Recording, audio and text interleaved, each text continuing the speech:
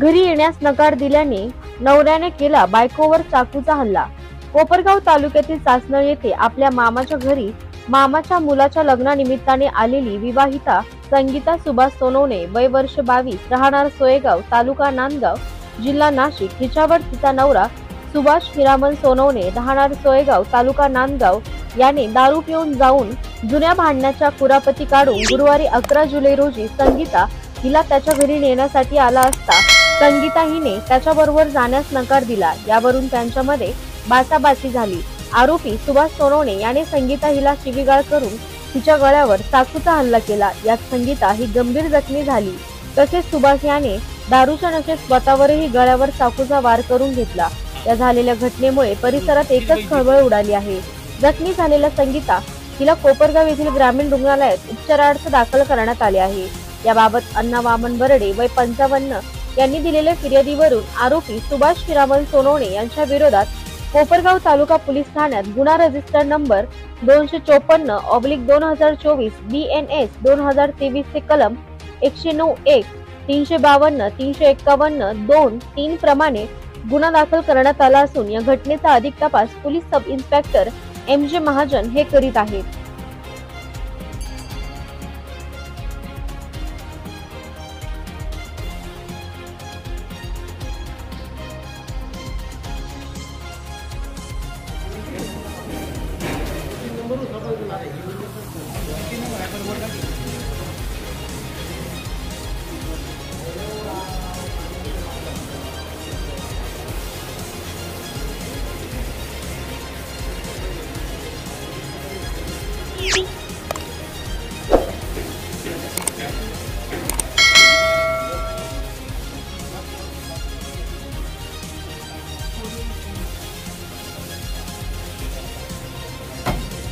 Police स्टेशनच्या हद्दीमध्ये चासनळी या गावी 11/7/2024 रोजी दुपारच्या वेळेस अण्णा वामन बर्डे ह्या गृहस्थांच्या घरी त्यांची भाची ही संगीता सुभाष सोनवणे राहणार सोयगाव नांदगाव जिल्हा नाशिक ही तिच्या मामे भावाच्या लग्नासाठी आलेली होती।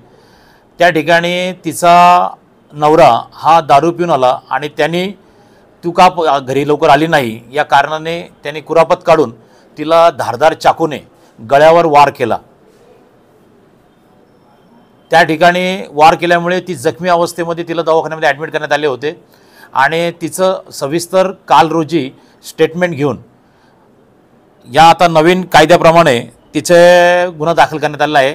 तिच्या नवऱ्याला अटक करण्यात आलेली आहे आणि त्याचप्रमाणे तिची आता जी स्थिती आहे ती आता स्थिर आहेत। ती दवाखान्यामध्ये ॲडमिट आहेत।